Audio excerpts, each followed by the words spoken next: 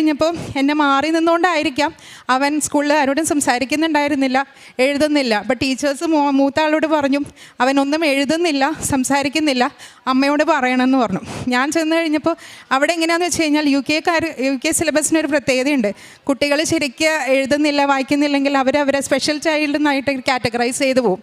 അപ്പോൾ അത് കഴിഞ്ഞ് കഴിഞ്ഞാൽ പിന്നെ അവനത് ബ്രിങ്ങപ്പ് ചെയ്യാൻ ഭയങ്കര ബുദ്ധിമുട്ടുള്ളൊരു കാര്യമാണ്. അപ്പം ഞങ്ങൾ എന്താ ചെയ്യേണ്ടതെന്ന് എനിക്ക് ആകെ കൺഫ്യൂഷനായിരുന്നു. അപ്പം ഞാൻ വിചാരിച്ചു, വന്ന മാതാവിൻ്റെ ഉപ്പിട്ട് ഞങ്ങൾക്കൊന്ന് പ്രാർത്ഥിക്കാമെന്ന് വിചാരിച്ചു. ഞങ്ങൾ രണ്ടുപേരും, എൻ്റെ ചേച്ചി ഉണ്ടായിരുന്നു ഞങ്ങളുടെ കൂടെ, ഇവരെ നോക്കുന്ന ചേച്ചി, ഞങ്ങൾ രണ്ടുപേരും കൂടി വിശ്വാസ പ്രമാണം ചൊല്ലി ഉപ്പിട്ട് പ്രാർത്ഥിച്ചു. പിന്നെ ഇതുവരെ അവനെക്കുറിച്ച് ഒരു കംപ്ലൈൻറ്റും എനിക്ക് കിട്ടിയിട്ടില്ല. നന്നായി സംസാരിക്കും, നന്നായി പഠിക്കും, രണ്ടുപേരും നന്നായിട്ടാണ് ഇപ്പോൾ പെർഫോം ചെയ്തുകൊണ്ടിരിക്കുന്നത്. ഇതെല്ലാം ഉടമ്പടിയിൽ ഇരിക്കുന്ന സമയത്തായിരുന്നു. ഇത് കഴിഞ്ഞ് ഞാൻ ദുബായിലായതുകൊണ്ട് ഞാൻ പിന്നെ വന്നത് ഡിസംബറിലായിരുന്നു. ആ നവംബറിൽ എനിക്കൊരു ബുദ്ധിമുട്ടുണ്ടായി.